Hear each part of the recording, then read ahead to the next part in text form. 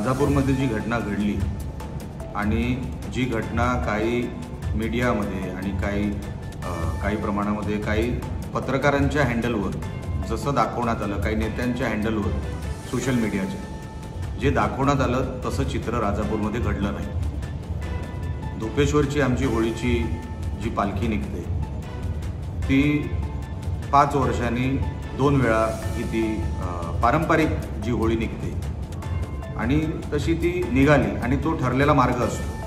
हा आतापासून नाही, वर्षोनवर्ष धोपेश्वरची आमची होळी सर्वात मोठी मानली जाते आणि तो मार्गही दरवेळेचा आहे, तसा काही नवीन मार्ग नाही। पण झालं का, या वर्षी त्या मार्गावर जात असताना एका विशिष्ट ठिकाणी जिथे होळी नेहमी थांबते तिथे थांबली, पण गेट बंद होता। तर गेट का बंद होता हे जेव्हा इकडून तिकडून जे काही झालं, म्हणजे इकडूनही घोषणा दिल्या, तिकडूनही घोषणा दिल्या, इकडूनही वाचाबाची झाली, तिथूनही वाचाबाची झाली, मग पोलीस आले, पोलिसांनी त्याच्यावर